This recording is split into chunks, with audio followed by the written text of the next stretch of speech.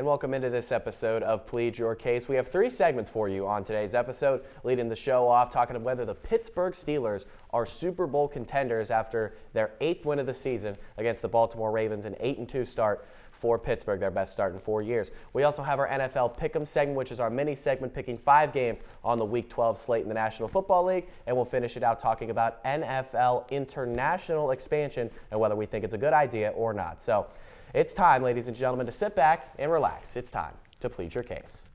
Hey there, sports fans. You're watching another episode of Waynesburg University Community Television's only national sports debate show, Plead Your Case. Whether you're a diehard fan or a casual observer, get ready to join us every week as we dive deep into current pressing sports topics. Our panelists dissect every angle, every scenario, and every statistic to influence their fiery takes. What has he done without Tom Brady? And spirited arguments. No, listen, Bowtie. Have you ever played Foursquare? No, you were too old to play Foursquare. There will be no argument unexplored, and every take will be under review. After reviewing the play...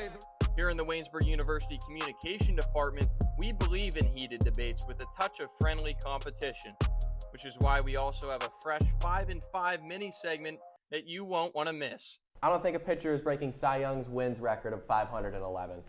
You Google America's team, and what do you get? You get the dollar. So sit back, relax, and get ready for some serious sports chat.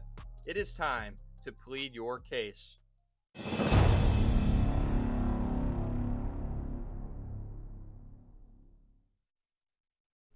And welcome into this episode of Plead Your Case. I'm Michael McKenzie, your host. Mentioned it, the first segment is probably going to be the most spirited conversation we have. Are the Steelers Super Bowl contenders? Now, we may be biased on this panel considering I'm a Steelers fan and my 2 panelists are Steelers fans, but I think we can have an honest conversation about this. Now joined by my panel, Dean Shazer in the middle of the desk, Anthony DiFilippo at the end. Guys, this is going to be a spirited... I'm very excited for this. This is going to be a spirited conversation, so... I'm going to get right into it. Let's rip the Band-Aid off. I'm going to start with Dean, ask the question off the rip. Are the Steelers Super Bowl contenders? Do you want me to give my reasons why they are? Or because they absolutely are. The Pittsburgh Steelers, there's a recipe for the Super Bowl. And let me break it down for you real quick. 10 out of the last 11 Super Bowl winners must be a top 20 team in both points for and points against, while being top 5 in one of those categories. The only exception in the last 11 years are the 2021 Los Angeles Rams. And if you look at the Chiefs statistics from last year, 15th ranked offense, 2nd ranked defense, it's exactly where the Pittsburgh Steelers stand right now, Flip. Well, let me give you a stat, Dean. How many Super Bowl winners ever have had 2 games decided on just field goals? 0 of them. Chris Boswell has been most of the Steelers' offense for a majority of the season outside of the stretch of the last 3 or 4 games or so. Russell Wilson has come in, played well, had his worst game of the season in, I guess, his 4-game stint against the Ravens this past Sunday. The Steelers have way too many holes. Cornerback is one of their bigger holes that they decided not to address. Wide receiver 2 is one of their bigger holes that they decided to address with, like you mentioned, Mike, ripping off the Band-Aid. They did it with a really crappy Band-Aid, I will say, and Mike Williams. We still got time. We still got time to see how that Band-Aid turns out. Yeah, it's just it's starting to bleed a little bit. Well, Now, sorry to cut you off. No, go ahead, Dean. Who would you compare the Steelers to? Who do you think some better teams are in the AFC as legit Super Bowl contenders? Chiefs and Bills. Those are the only two. Those are the only 2? Yeah. Who do you think's better, Pittsburgh or Baltimore? I think Pittsburgh is a better team. Okay. Yeah. Well, you talk about the Chiefs and the Bills. Yeah. Let me give you some. The Bills, 3rd in points for, 9th in points allowed. Yep. Absolute recipe to win a Super Bowl. Absolutely. Yep. The Kansas City Chiefs, they don't have the recipe this year, fellas. 11th in points agree. for, 8th in points against. And you see games they're just barely getting by. All leading up to 9-0, 1-possession games. It's not like the Kansas City Chiefs are the same Chiefs that we've seen in past years. And I know they had their struggles last year, and we doubted them until they got to the playoffs. But they do have the best quarterback in the world, Patrick Mahomes. Yeah. All I'm saying is if you look at the recipe to success, to have a successful team, you must be either one of the top teams on offense or one of the top teams on defense. And the Pittsburgh Steelers are absolutely, I'd say, the best defensive team in football. Because when you saw them go up against the LA Chargers, there's reasons the Pittsburgh Steelers won that game. And it was the defense. I think they have a world-class defense. I can't disagree with that. I think Not getting Brandon Ayuk over the offseason. Omar Khan absolutely botched that entire situation with wide receiver 2 in the offseason. He absolutely did. He sold out his entire offseason to try to get the guy. He traded away Deontay Johnson. Actually, in hindsight, don't have a problem with that. That guy he got was basically lambasted from Carolina and a pretty bad Carolina defense the last couple of years. He hasn't been much better in Pittsburgh. He's just been kind of bailed out by some of the. He has. I don't know if you're right about that. Dante Jackson has been very Jackson is solid. completely overrated.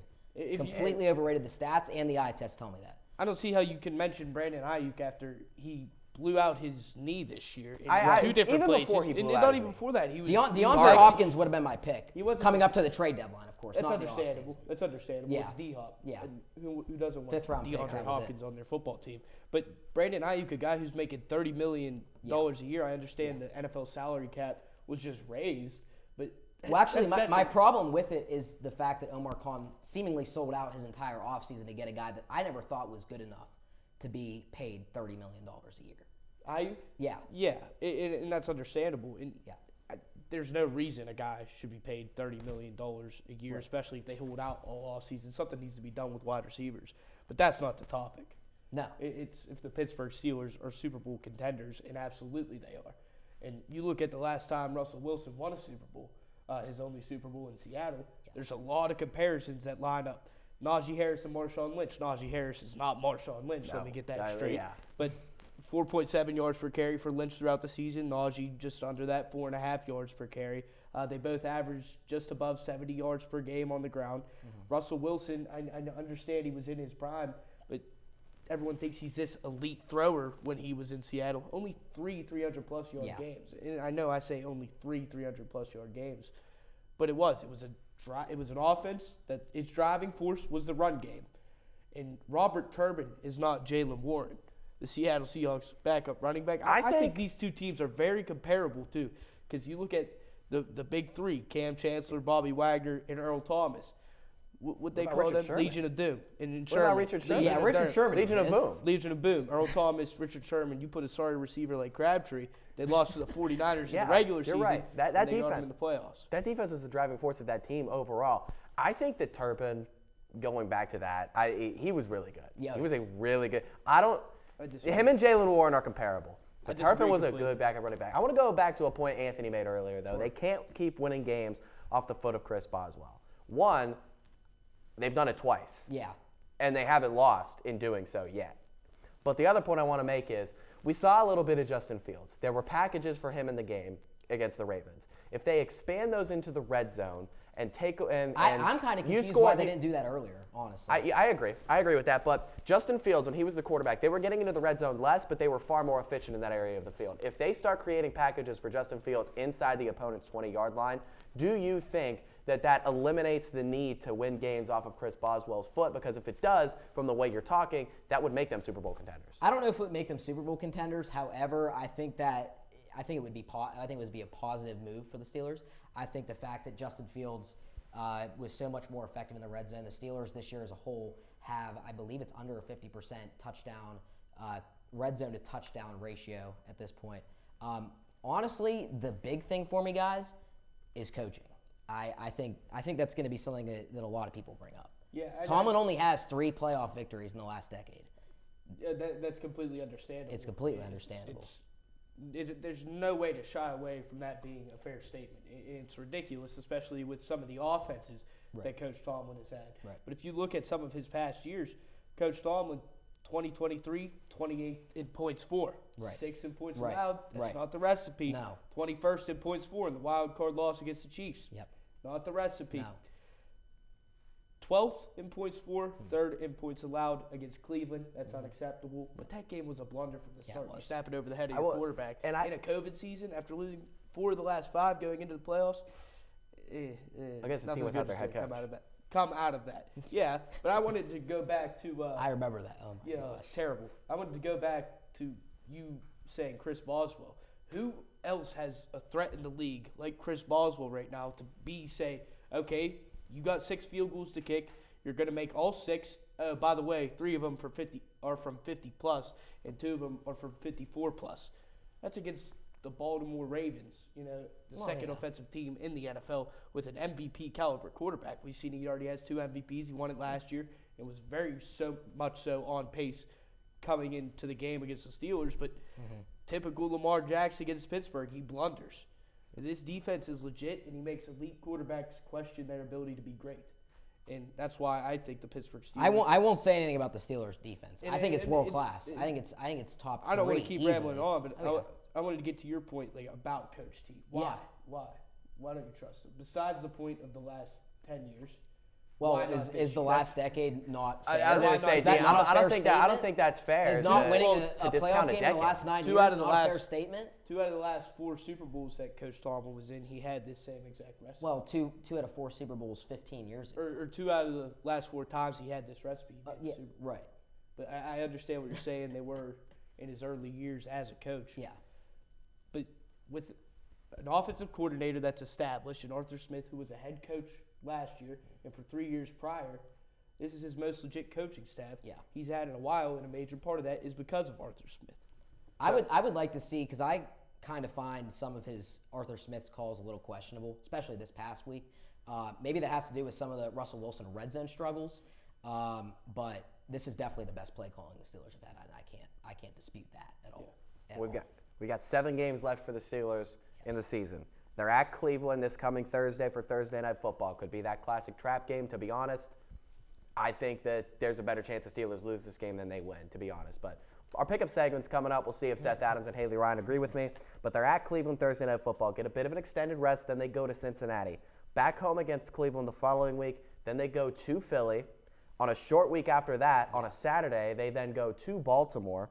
And then they come back home for basically Thursday Night Football rest to play Kansas City on Christmas. They're all then short they finish weeks. it out They're on all home. short weeks. 3 games in 10 days. They finish it out at home against Cincinnati. Knowing that that is the last 7 games of the season, how many more games do you think the Steelers win, and where do you think they end up in the AFC seeding? Do you think they get the 1 seed, or do they just hold on to win the division, or do they collapse similar to the 2020 season?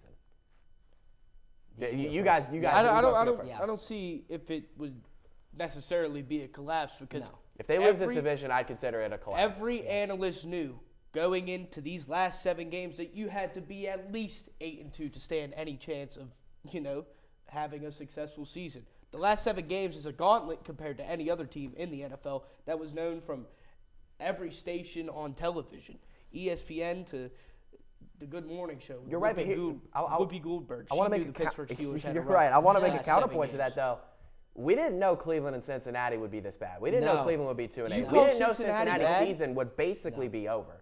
So that's 4 of those 8 games that are way easier than you anticipated. Do you really call Cincinnati bad when Yes. Joe Burrow looks like he's They're been 4-7. the best quarterback the last 4 weeks? I don't call If Joe Cincinnati. Burrow had can have a MVP defense, his numbers. team Jamar is- Chase can do this. I wouldn't and that. call them outright If bad. I they wouldn't call are them outright 4 and bad. They flipped 7, 4 games. 4 and 7, that is not a good football team. There's no reason They that have 2 good players. They don't have a good football team. That overall. Chargers team is not good enough to score 34 points on you, especially a game-winning drive. I right, understand they have Justin Herbert, but Cincinnati Bengals are legit. If you They're don't think not. those are Legit.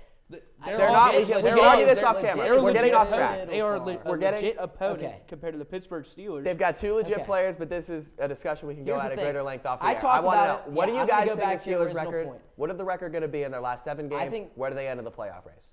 I think they go 4-3. I think it's a very, very That would be fair brutal. assessment. I think it would be brutal, but I think it's a fair assessment because I think they lose 2 of the 3 games against the Ravens, Chiefs, and Eagles between December 15th and December 25th. That's 3 games in 10 days. That is really tough for any NFL team, especially the Pittsburgh Steelers, who have some older veterans, older guys. We'll see how Russell Wilson kind of responds. And I think they lose one of the Bengals games. So there comes my 3 losses. Dean, do you agree? And they'll get the 3rd seed, by the way, in the playoffs. They'll Okay. finish below They still the win the Chiefs and division. Bills. Yes, they still win the division. They won't lose to Baltimore. Okay. They shouldn't lose to Cleveland. There's 3.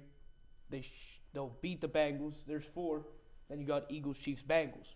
I don't think they beat the Bengals twice because I just said I think that offense is as legit as you can get coming up on those Offense 7 is games. fair. Defense for Going Bengals. into Philly is always tough, especially now that they're pretty solid this year. Saquon Barkley has completely changed the dynamic of that city this year and that offense.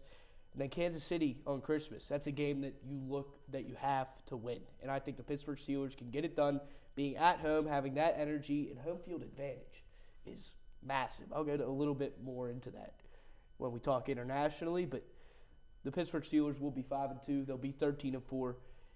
It's all dependent on the Buffalo Bills. Will they lose 2 more games? I don't know. Josh Allen. The schedule's not particularly easy. No. I haven't seen the Bills' schedule. But I look at it. It's not particularly easy, but the way they're playing right now, they could make it That's look what I'm saying. The 1 seed is hard to gather either way, especially when you're tied with Buffalo and the Chiefs still have a game on you. So this 1 seed is not given to you, but it won't be a collapse if they finish 12-5 and go 4-3. It won't be a collapse. As long as they win the division. So what do you have? You have 5-2 or 4-3? 5-2. You have 5-2. But they win the division. If they get the 2 or the 3? They'd get Or the the 1? 2. They'd The get 2? the 2 seed. Okay.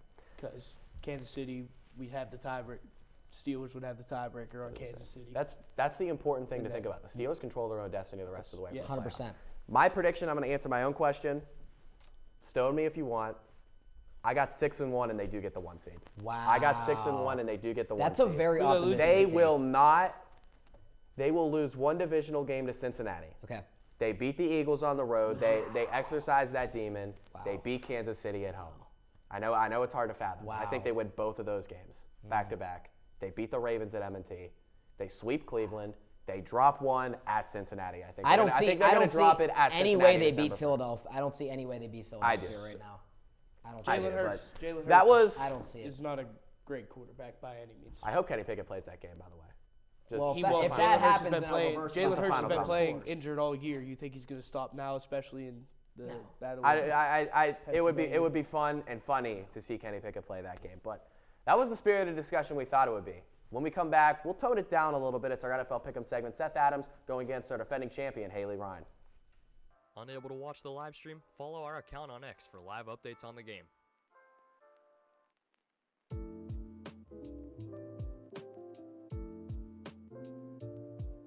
Check us out on Instagram as well for game day posts with all the information you need to know, as well as behind the scenes of each production.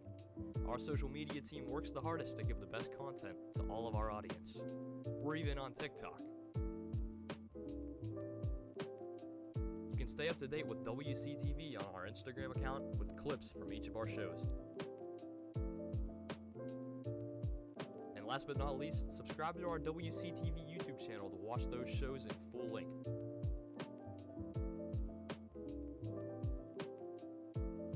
Check us out from Lewiston, WCTV, and the entire Department of Comm.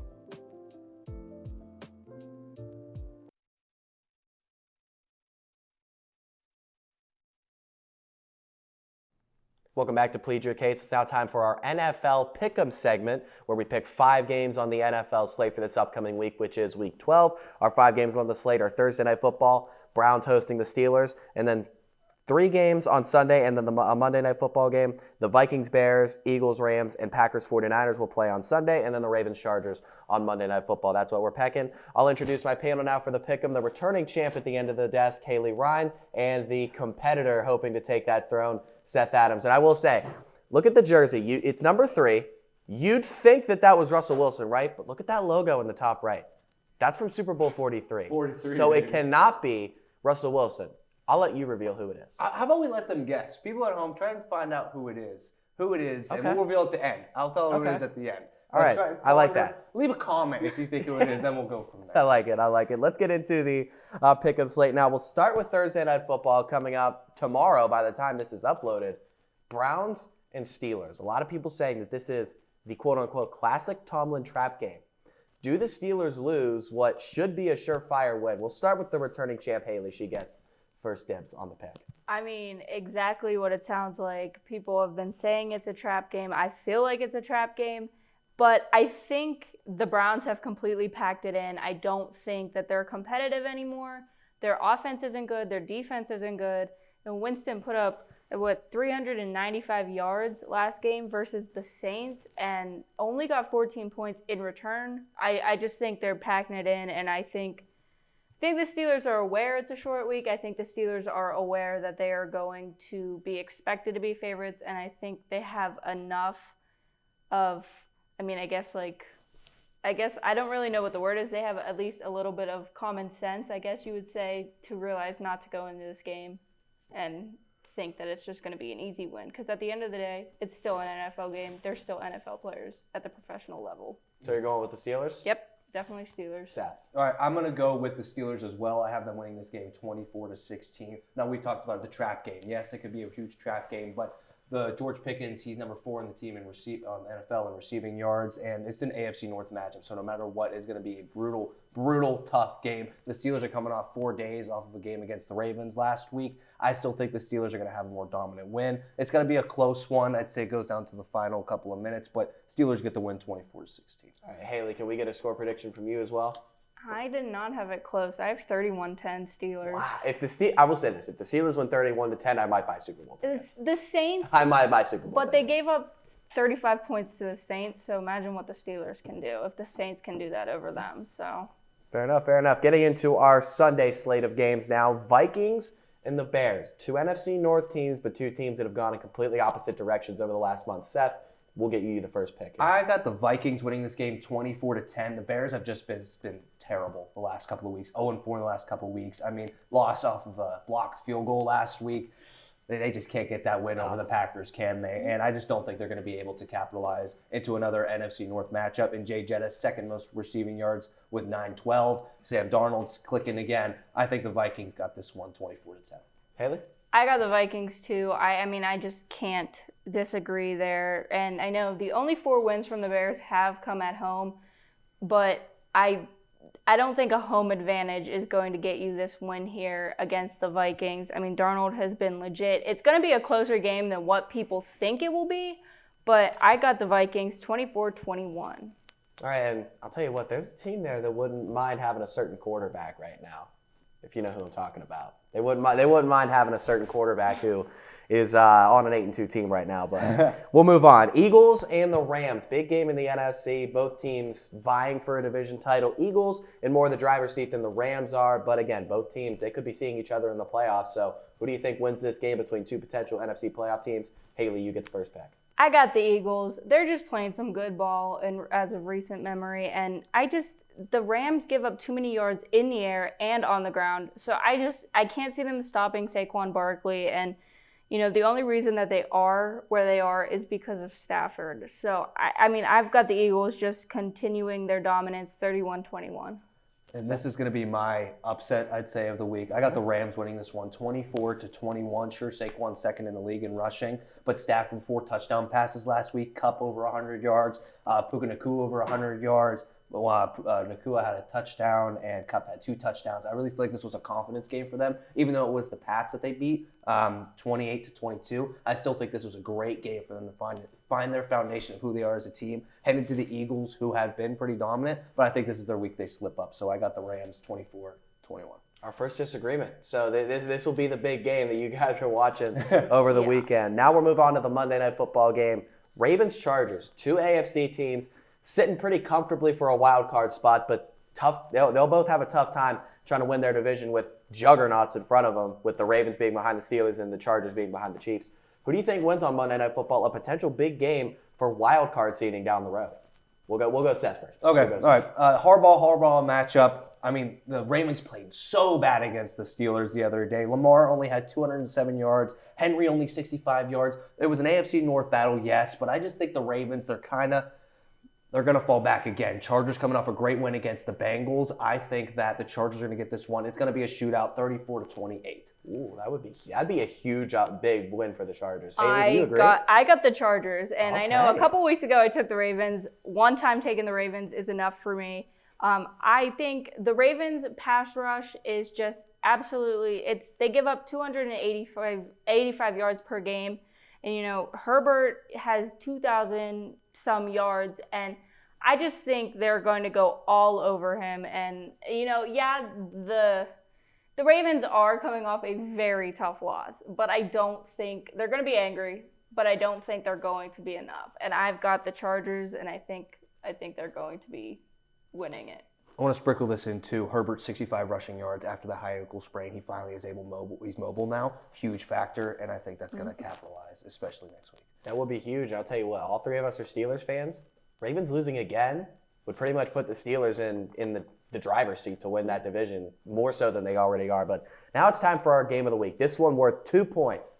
for whoever gets this one correct. If they both make the same pick, obviously it won't matter, but we'll see. This is a tough game to pick. I don't even think I've picked a winner on this one yet, personally. Packers, 49ers. Packers are a team with a better record, but if you look at these teams on paper, the 49ers are the clear better team. It's just been tough sledding for San Fran this season. Haley is the returning champ. You get the first pick on the game of the week, the big one worth 2 points. Who are you taking? I got the Packers. The Niners are too hurt right now. You know, Bosa went out with that hip injury, and then other news came out that his other hip was injured. So now he has 2 bad hips, and Brock Purdy's day to day. And Kittle, he should return to practice, but it's not guaranteed that he's going to play. And it's going to be a very, very close game. But the slate of injuries that the Niners have and the way that the Packers have been moving up, I got to go the Packers here. Seth, do you disagree? I disagree. I'm taking the 49ers 27-21. CMC is back. Sure, he wasn't full force last week, only 79 yards. This is his breakout game. He is going to destroy the Packers. The Packers barely beating the Bears last week. They should have lost, blocked the field goal to win it. Nothing really great there. Jordan 13 for 17, 261 yards, still pretty impressive. But I think the 49ers finally get all their pieces together and take down the Packers, who I think are kind of overrated right now, kind of in a spot where they're like, are they good? Are they not? I don't think they're too great. Give me the 49ers, 27-21. I feel like an argument could be made that the Niners are they good? Are they not good as well? Because they're not having what they were last. Yeah, I agree. But I so. still think the 49ers, with CMC coming back, I think it's going to be a better game for him. And, I mean, barely beating the Bears, I don't know. It just leaves a bad taste in my mouth. So I think the 49ers get it together this week. All right, well, that's going to do it for our pick-up segment. Big game of the week disagreement. That's worth 2 points, and that'll essentially decide who moves on here in a few weeks to basically the NFL pick-em finale. So big game to watch for those interested in the pick-up segment. Seth goes the 49ers. Haley goes the Packers. Pretty much whoever gets that game right will move on. But when we come back on PYC, our final segment, talking NFL international expansion. Welcome to the Eberly Library, where you can find out everything about anything on campus. Through the double doors, you'll enter a world of knowledge and academic resources. These include the Knox Learning Center, where the Disability Services Office and testing centers are located, and the Writing Center, where students can work directly with our tutors in order to hone their essay skills and get easy A's. And now, to the Print Collection, which houses over 75,000 books spanning across all 3 of our floors. And if you're looking for truly a peaceful place to read, we also have the Stover Center for Constitutional Studies, with various nooks and crannies for students to hide away in with a good book. And if you need us to print out something for your next class, head on to the 3rd floor at the Eberly Library.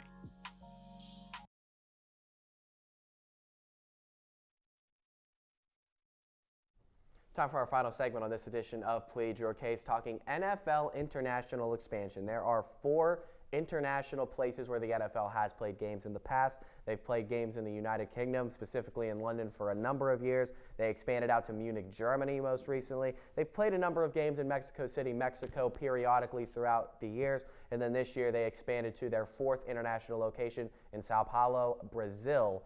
That was this year when the Eagles played the Packers out there. Now their NFL is looking at expanding to Ireland as most recently as 2025, which many indications would say that would be a Steelers international game, the first time they would travel overseas to play football. There's also the discussion, does the NFL move one of these franchises international, specifically the Jacksonville Jaguars, out to London?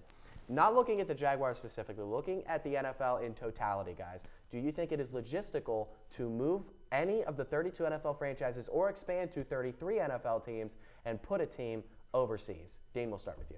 There's absolutely no reason to expand right now. You have the perfect layout of 8 divisions, 4 teams per division. You put the 33rd team as an expansion team outright. That's completely ridiculous. Now, ultimately, the NFL is American football, and that's where American football should stay, organizationally. But if you want to have a game here or there, I'm not against that, and I understand that it's a different uniqueness and a different experience than a regular, soccer game. That's what we'll call it right now, that these other countries are used to. Like London, soccer, that's pretty much England. Yeah. Mexico, soccer, France. Well, they're not Germany, rather. Soccer. All these places. Sao Paulo, Brazil. Brazil's soccer. How many World Cups has Brazil won? 8? I mean, seriously. But expanding is a good thing. If you want to relocate teams outside of the country, absolutely no. Don't even think about it. I don't think it's logistically possible to do that because I feel like teams are complaining right now about travel. I think the Seattle Seahawks are one of those teams just because they're located in the far northwest corner of the United States. Imagine having to travel the entire way around the world to London for a game against a team who might be in your division, might be not. I don't even know how the divisions would end up shaking out. I agree with Dean. I think that having a game or two there every once in a while, whether it be London, Brazil, if the Steelers end up going to Ireland, I'll definitely be watching that game. There's also the time and the time zone factor, guys. I think going 5:30 a.m. to 5:30 a.m. or 6:30 a.m. on a Sunday, that's just not really feasible for people to wake up each week to watch either their team or another team play football against their team. So I know, Anthony, you're a major hockey guy. Dean, you watch a lot of hockey as well. That's a league where there's, what, there's 10 teams in Canada? It's 8. 8 teams in Canada, right. A country over. How different would it be to travel from from America to London as it is from America to Canada? It's all time. It's all in the time zone. That's it. I mean, that's really the main thing. If the NFL decided to expand to Canada, I wouldn't have an issue with it. I just think it's, the stark difference in time zone between Pittsburgh and London or even LA and London. That would be where I find the issues. We're talking at least 10-hour flights. We're talking and flights, at absolutely. least 5 hours of jet lag. The players have complained about it over the years several times. You've seen coaches in press conference even hint at jet lag being a factor. Not necessarily saying it because they could probably catch a fine, but jet lag is most definitely a factor in you acting the way you should act. Even when I traveled to Las Vegas when I was younger, it definitely took me a day to adjust. That 3-hour difference compared to a 5-hour difference overseas, it's a completely different outlook. And you have to play a football game at the highest level possible in the most physical sport in the world. Yeah. It's not a good recipe. It's going to get players hurt. It causes fan outbreaks, takes away home field advantage. And also, you mentioned Jacksonville Jaguars possibly expanding to London. No, because that makes no sense. Here the taxpayers fund the stadiums in America, and I'm not sure how it would work in London, but that takes away home games for Duval County down in Jacksonville, Florida. They get one less game that they get to watch per year because Jacksonville always seems to be playing in London. And fact check me, but it definitely seems as if it happens every year. The taxpayers lose out from this. It's not fair to them, and it's not like they're paying less taxes for less games. They pay the same amount of tax for however much tax is needed to fund that stadium per year. I agree with you guys. It's just not logistical. You put a team out there. And you have to account that team out in London or the UK or Germany or wherever, they're going to have to make that 10, 11-hour flight 8 or 9 times. Yeah. So they're put at such a major disadvantage for that. And does that disadvantage going to America even out when your home games, the other teams are having that 10-hour travel? I don't think it does because there's no weekly routine for any team out there internationally. But one thing that has been expanding the NFL internationally has not just been these games, but flag football. There's been major promotion by the NFL for flag football across the globe.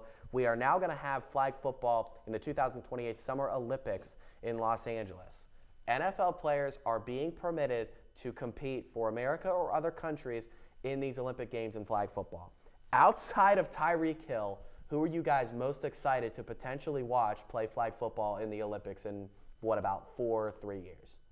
I don't even think it's someone I'd necessarily want to watch. I want to see guys put people to shame. I've seen professional flag football players. Sorry, I forget the guy's name, but he came out and he said he's a better flag football quarterback than Patrick Mahomes.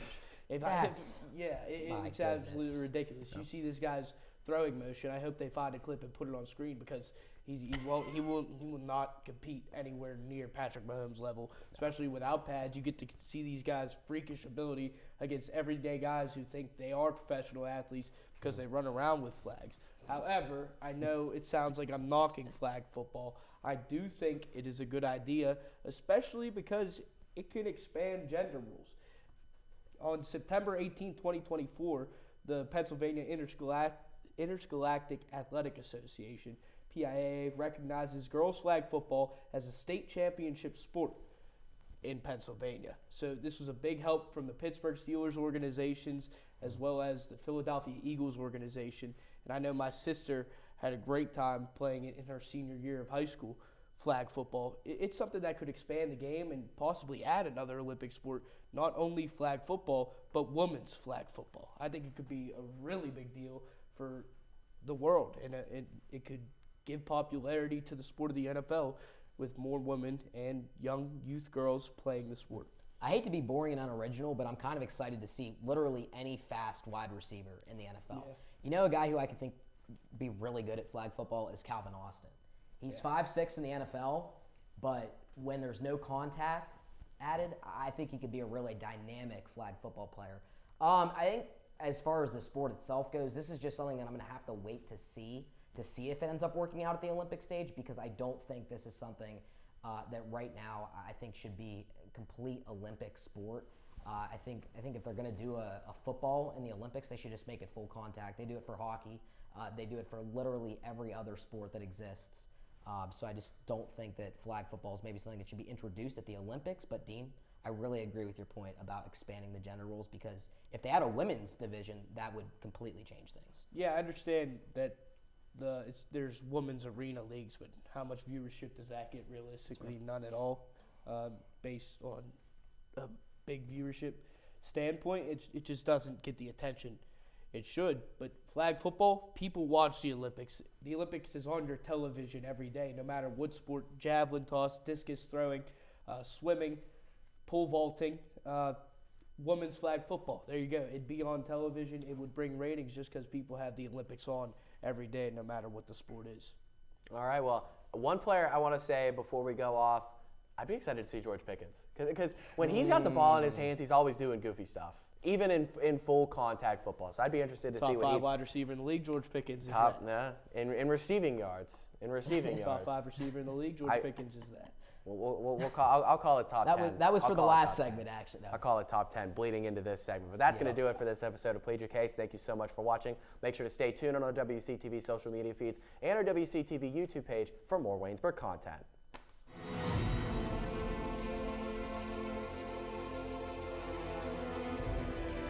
This has been a production of Waynesburg Community Television.